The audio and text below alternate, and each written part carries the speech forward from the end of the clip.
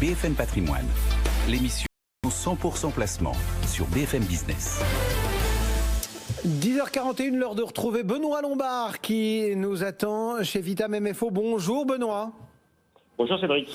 On cause ce matin de cession de titres d'entreprise et puisqu'on va parler de cession, inévitablement on est dans le champ fiscal.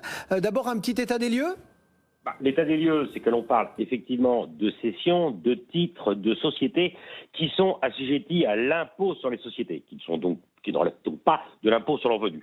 Donc c'est la majorité des titres de PME, ce sont des SA, des SARL, des SAS, qui sont les instruments qui permettent à nos entreprises d'exister. Alors aujourd'hui, entre guillemets, je vais poser la question de façon un peu franche, qu'est-ce qu'on paye ? Qu'est-ce qu'on paye ? On paye une plus-value au jour de la cession. Et on sait que depuis le 1er janvier 2018, le gouvernement actuel le président actuel a instauré la flat tax. La flat tax, c'est quoi ? C'est 12,8 d'impôt sur le revenu et 17,2 de prélèvements sociaux, ce qui nous fait un impôt à 30% sur le prix de vente. Et le prix de vente, c'est quoi ? Sur la plus-value du prix de vente. La plus-value, c'est quoi ? Eh bien, c'est la différence entre le prix de cession et le prix d'acquisition effective des titres. Et cette plus-value est taxée à 30%, taux qui a singulièrement baissé, évidemment, depuis ce 1er janvier 2018. Voilà donc pour le cadre. Comment, aujourd'hui, pouvez-vous, Benoît, nous donner quelques clés pour, finalement, réduire la douloureuse ? Il peut être tentant pour le dirigeant d'entreprise de minorer cet impôt sur les PEL, bien sûr, voire même de le gommer, de le purger, de l'éliminer, bref, de ne plus s'en acquitter. Il y a classiquement deux techniques qui permettent, mais qui ont été parfaitement encadrées, j'allais dire depuis une dizaine d'années, à la fois par le législateur et la jurisprudence. La première technique pour recaler la valeur fiscale de ces titres, pour purger cette plus-value, est la donation.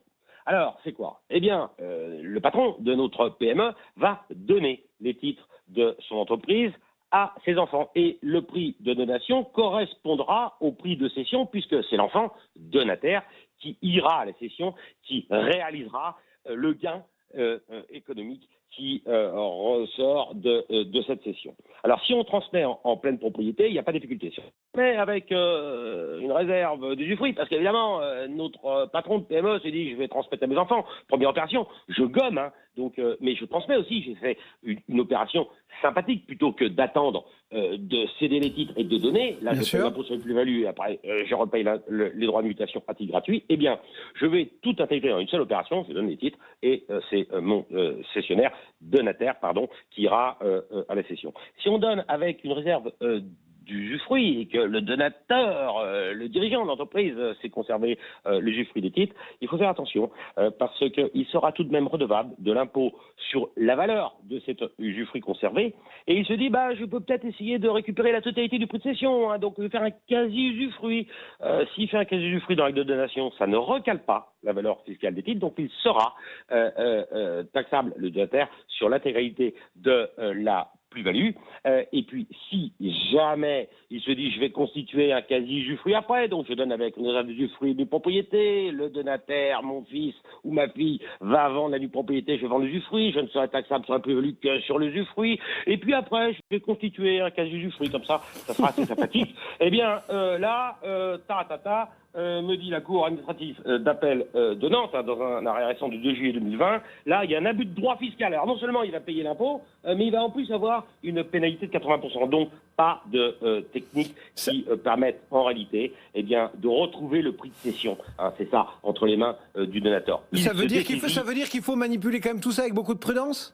Beaucoup de prudence. Et puis quand il y a une donation, il y a l'animus donandi, donc la volonté de transmettre. Alors s'il transmet à son fils et puis après il récupère le coup de cession, ça ne marche pas. J'allais dire quasiment fort heureusement, c'est un peu orthodoxe, donc la position de la Cour administrative de Nantes. Ça c'est la première technique. Bon, quoi d'autre ?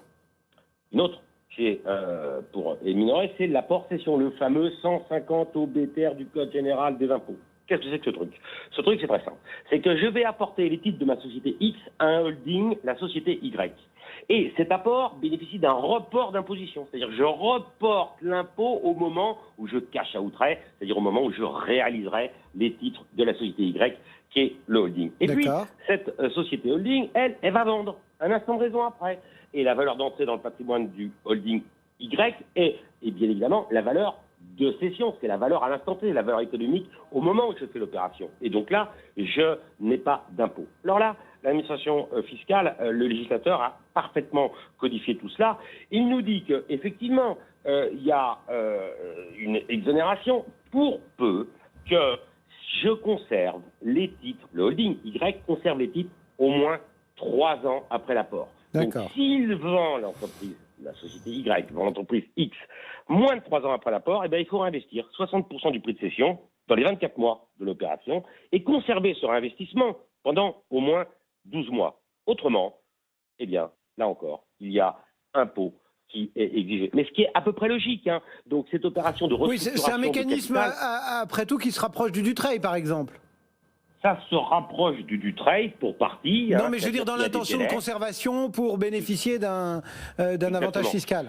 L'administration fiscale, qu'est-ce qu'elle ne souhaite pas? Elle ne souhaite pas qu'on fasse des opérations juste avant une opération qui devrait donner lieu à l'impôt. Elle dit, OK, restructurez les titres de votre entité, transmettez, si on prend l'exemple du travail, mais on doit étaler ça dans le temps pour éviter, j'allais dire, des schémas abusifs. Donc ça, cette opération d'apport-cession peut fonctionner, mais il peut fonctionner, je pense, si on a un projet industriel, j'ai une entreprise, je vais la vendre et puis je vais investir le produit de la vente dans une nouvelle économie. Là, on comprend le mécanisme de différé, puisque à l'instant T, le produit de la vente, je vais tout investir dans l'économie réelle pour essayer de créer de la croissance, pour essayer de créer une entreprise, pour essayer de développer des emplois. Et auquel cas, là, le fisc, j'allais dire, est bienveillant, mais il n'admet pas cette bienveillance si jamais il pourrait considérer qu'il y a un abus et que l'objectif n'est que fiscal. Et là, on en revient encore à l'objectif exclusivement ou principalement fiscal qui sous-tend toutes ces opérations. C'est pour ça qu'on a prévu tous ces délais, donc qui sont parfois un peu complexes, mais qui supposent d'être mis à plat pour essayer de bien comprendre quel est l'intérêt final de l'opération. Et puis, si jamais on se dit je n'ai pas de projet industriel, je voudrais quand même rappeler que la flat tax, c'est 30% d'impôt. 30% d'impôt, c'est quand même aujourd'hui un niveau relativement faible au regard du barème progressif de l'impôt sur le revenu, où l'on sait que l'on est à 41% d'impôt pour une part, j'entends, à partir de 71 ou 72 000 euros. Donc on a quand même un impôt qui n'est pas trop fort sur l'impôt sur les plus-values, donc n'allons pas trop loin. Réfléchissons avant, faites-vous conseiller, et puis si jamais on doit faire des opérations un peu complexes, eh bien ça doit s'inscrire dans un objectif économique. Merci beaucoup Benoît. Benoît Lombard, associé gérant de Vitam MFO, sur ces questions de cession de titres d'entreprise et donc l'impact nécessairement fiscal de ces choix. Benoît Lombard, merci beaucoup et à très bientôt.